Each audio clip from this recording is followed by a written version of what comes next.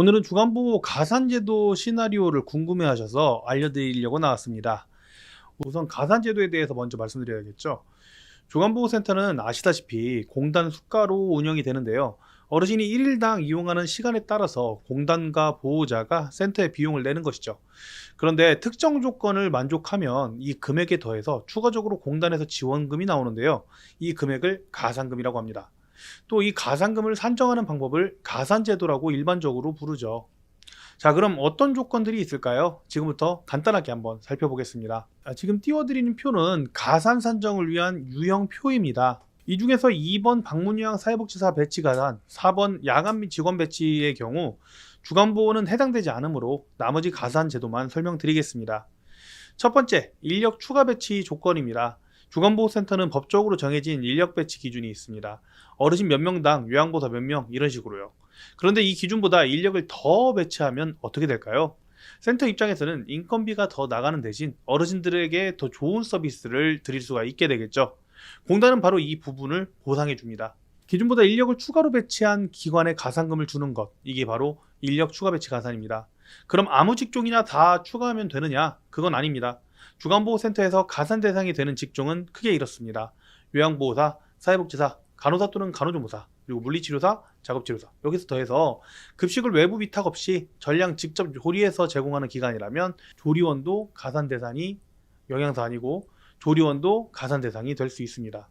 여기서 중요한 포인트 세 가지만 짚고 갈게요. 하나, 추가 배치라는 건 기준 인력을 다 채우고 나서 그 위에 더 얻는 것입니다. 기준 인력도 못 채운 상태에서는 원칙적으로 가산이 아니라 오히려 감산 대상이 됩니다. 다만 최근에는 한 직종의 배치 기준을 위반했더라도 다른 직종이 추가 배치 요건을 충족했다면 그 직종에 대한 추가 배치만큼은 가산을 인정해주는 쪽으로 법이 변경되었는데요. 그렇다고 여러 직종을 동시에 위반하면 가산 자체가 막혀버리니까 기본은 어디까지나 기준 인력이 충족된 상태라고 생각을 하셔야 됩니다. 둘, 근무시간 요건이 있습니다. 잠깐 일하는 인력은 인정이 안 되고요. 월 기준 근무 시간을 채워야 가산 인력으로 잡힙니다. 그래서 채용을 하실 때 기준 근무 시간을 꼭 채워야 됩니다. 셋, 가산금은 점수 방식으로 계산이 됩니다. 추가 배치한 직종과 인원에 따라서 가산 점수라는 게 조금씩 다른데요. 이 가산 점수가 부여된 걸 가지고 그 점수를 합산해서 그 점수에 따라 매월 청구 때 가산금이 산정되는 구조입니다. 그래서 인건비 대비 가산금이 얼마나 나오는지 반드시 시뮬레이션을 해보고 채용 결정을 하셔야 합니다. 그리고 이게 이제 기준 근무 시간이라는 걸 채워야 되기 때문에 1일부터 매월 1일부터 말일까지 이 출근을 시키는 게 좋겠죠. 자, 이제 계산 방법을 보겠습니다. 일단 가산 금액은 해당 월 가산 기준 금액을 대상으로 계산이 되는데요. 여기서 말하는 월 가산 기준 금액은 재가급여 주간보호센터의 경우 수급자별 급여 비용 합의 85%를 의미합니다. 말이 좀 어렵죠? 쉽게 말해 해당하는 월에 수급자가 주는 돈, 공단이 주는 돈을 합산한 금액을 말하는 겁니다. 가산 금액은 해당 월 가산 기준 금액 곱하기 가산 기준 점수의 합 나누기 월 수급자 수 서비스 유형 점수 이렇게 되어 있죠. 여기에 분모에 보면 월 수급자 수가 나누어지니까 매월 들어오는 합산 본인 부담금, 공단 부담금 이 수가 이거를 수급자 수 이렇게 나눠주면 1인당 평균 수가, 수급자가 한 달 동안 이용하는 수가의 평균 85%에 가산 점수를 곱하고 거기에 서비스 유형 점수를 곱하면 가산금이 된다는 뜻이죠. 말이 좀 어려운데 뭐 이렇게 정리된 걸 보시면 될 것 같아요. 그래도 이제 산수는 어렵죠. 여기서 서비스 유형 점수는 주간보호는 1.5점으로 고정되어 있습니다. 그래서 이 가산 금액을 풀어서 말씀드리면 가산 금액은 해당 월 수급자 1인당 평균 수가에다가 0.85를 곱해요. 그리고 거기에 1.5를 곱한 다음에 가산 점수, 기간마다 이 가산 점수가 다르거든요. 얼마나 더 뽑았느냐에 따라서 가산 점수. 그래서 요거를 합친 게 되는 것입니다. 그러면 이제 평균 수가를 알아야지 제대로 좀 계산할 수가 있을 건데요. 사실 정답은 기간마다 다 평균 수가가 다릅니다. 왜냐면 어르신들이 평균적으로 오는 날짜가 다르잖아요. 그렇죠? 중간중간 안 나오는 어르신들이 있고 주 5일만 나오는 경우도 있고 주 6일 다 나오는 경우도 있고 토요일 내내 이런 경우도 있으니까요. 따라서 이번 영상에서는 가정을 할 수밖에 없습니다. 하루 수가를 58,000원으로 잡고 26일 기준으로 이용을 하면 한 150만 원 정도가 되죠. 근데 여기에 출석률을 그냥 90%라고 가정을 하면 해당할 수급자 1인당 평균 수가가 나오겠죠. 네, 말이 어렵나요? 일단 58,000원씩 26일 토요일까지 쭉 나오는 인원수의 90%만 출석한다고 가정한 겁니다. 그러면 평균 수가가 이 금액이 나오죠. 아까 정리했던 가산 금액에다가 이 금액을 넣어서 계산을 해보면요, 가산 금액은 해당 월 수급자 1인당 평균 수가인 135만 7,200원에 0.85를 곱한 다음에 1.5 주간보 그 비율이죠. 이렇게 곱한 다음에 거기에 가산 점수의 합을 곱하면 되겠죠. 그래서 우리가 대략적으로 얼마 정도가 나온다라는 걸 계산해 볼 때는 173만 원 정도에다가 가산 점수를 곱하면 그 금액이 나오는 것이겠습니다. 그럼 이제 기간에서 가산 점수만 알면 시뮬레이션이 가능하겠네요. 인력 추가 배치의 가산 점수는 요양보호사, 간호조무사는 추가 배치를 할 때 1인당 1.2점을 더 줍니다. 그리고 사회복지사 또는 물리치료사는 1인당 1.4점이고 조리원은 추가로 몇 명을 채용하든 추가 채용 시 1.2점입니다. 추가 채용 인원은 대표님의 결정입니다만 저는 그냥 계산을 위해서 요양보호사 2분, 사회복지사 1분, 조리사 1분의 추가 가산을 계산해 보겠습니다. 이렇게 추가 배치한 경우에 요양보호사 2명, 1명당 1.2점씩 2.4점, 그 다음에 사회복지사 1.4점, 조리원 1.2점으로 총 5점이 됩니다. 이 5점을 가산을 받을 때 금액은 173만 원에다가 5를 곱했을 때 865만 2,150원 이렇게 나오죠. 계산 어렵지 않죠? 그 다음 다른 가정으로 요양보호사 플러스 2명, 사회복지사 플러스 2명, 우리도 1명, 5명 이상을 추가한 중규모 이상 기간인 경우 요양보호사 2명 2.4점이죠. 1.2점씩. 그 다음에 사회복지사 2명 1.4점씩 2.8점, 그 다음에 조리사 1명 이상 1.2점으로 총 6.4점 가산을 받는다고 가정하면 가산 금액은 173만 원에다가 6.4점 곱하면 1,107만 4,752원이 가산이 됩니다. 물론 이 금액은 얼마나 더 많은 인력을 뽑는지에 따라서 금액이 달라지니까 참고를 하시면 좋을 것 같습니다. 그런데 살펴보니 이상한 점이 느껴지시나요? 분명 간호사 그리고 간호조무사도 가산이 된다고 들었는데 왜 가산받지 않는 것일까요?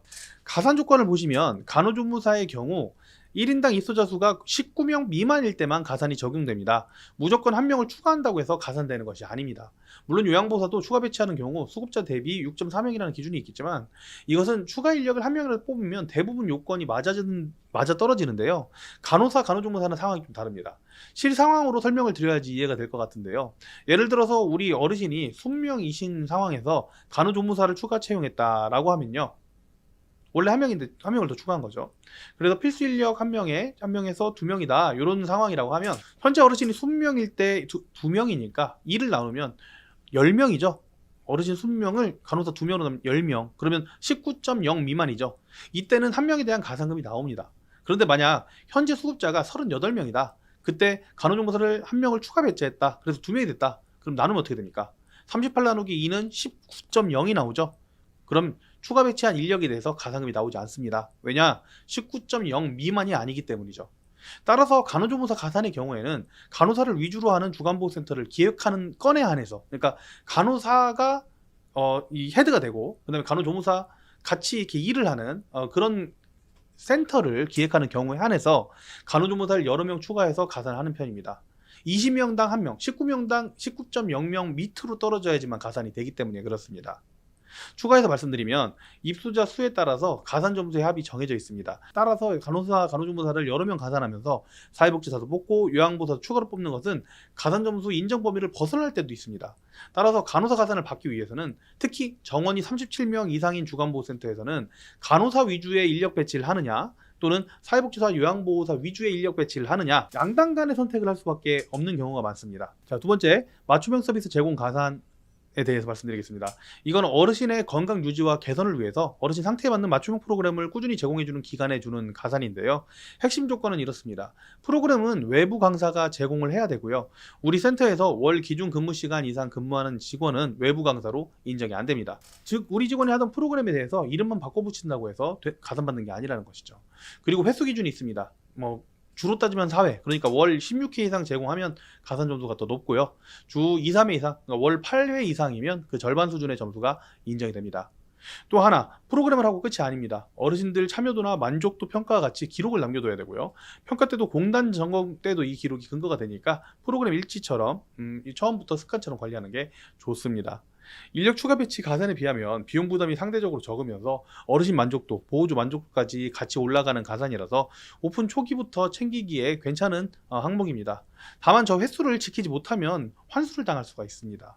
예, 그리고 이게 이제 맞춤 프로그램 강사들 저 횟수 맞추다가 재밌지가 않으면 어떨까요? 재밌지가 않으면 어르신들이 또 출석률이 떨어질 수가 있겠죠. 그러니까 그런 거 좀 주의하셔야 됩니다. 자, 우리는 지금 가산 금액이 얼마 되는지도 더 궁금하니까 계산 한번 해볼게요. 아까 우리가 가산 금액은 대략 계산했을 때 173만 원에다가 가산 점수 곱하면 나오는 그 숫자가 있죠. 아까 보면은 173만 4천 원에다가 6.4점 가산일 때 6.4를 넣어가지고 계산을 했었잖아요. 그러면 여기다가 가산 점수만 0.25점, 0.5점을 곱하면 되겠죠. 맞춤형 프로그램을 8회 이상 제공한 경우 가산 금액은 173만 약 430원에 곱하기 0.25 곱하면 한 40만 원 정도 되고요. 16회 이상 제공한 경우에는 173만 원에다가 0.5를 곱하니까 86만 원 정도가 기본이 되겠습니다. 다시 말씀드리지만 이거는 출석률이 90%일 때, 월요일부터 토요일 기준으로 90%일 때 금액인 거고요. 출석률이 떨어지면 떨어질수록 가산 금액이 떨어지겠죠. 가산은 아니지만 수입 구조에서 같이 봐야 될 것도 있습니다. 주간보호센터 목욕 서비스를 제공하면 별도 비용이 산정되고요. 어르신 송영, 그러니까 차량으로 모시고 오는 이동 서비스도 별도 비용이 있습니다. 간호사를 간호조무사 대신에 채용하는 경우에도 가산이 있습니다. 그리고 치매 전담실을 운영하면 아예 수가 체계 자체가 달라지죠. 반대로 조심해야 될 것도 있습니다. 바로 감산입니다. 정원을 초과해서 어르신을 받거나 인력 배치 기준을 못 채우면 수가가 깎이는 감산이 적용됩니다. 가산으로 버는 것보다 감산으로 잃는 게 훨씬 더 뼈아프니까 기본 기준부터 확실히 지키는 게 순서라고 말씀드리고 싶습니다. 마지막으로 한 가지 꼭 말씀드릴게요. 가산 점수, 금액, 세부 요건은 고시가 개정될 때마다 조금씩 바뀝니다. 그래서 실제 청구 전에는 반드시 최신 고시와 공단 안내를 확인하셔야 됩니다. 오늘은 주간보호 가산 제도, 그 중에서도 인력 추가 배치 가산과 맞춤형 서비스 가산을 중심으로 알아봤습니다. 이게 빠르게 이야기를 하다 보니까 잘 이해가 안 되시는 분은 다시 돌려보시고요. 그것도 그래도 이해가 안 되신다 하면은 밑에 고정 댓글에다가 댓글 달아주시면 좋을 것 같습니다. 예, 지금까지 끝까지 봐주셔서 감사하고요. 예, 뭐 이따 장기형 창업이나 주간보호센터 창업에 대해서 궁금하신 분들이, 그리고 운영에 대해서 궁금하신 분들이 있다면 고정 댓글 확인해 주시면 될 것 같습니다. 감사합니다. 저는 국회의원 천천박사였습니다. 감사합니다.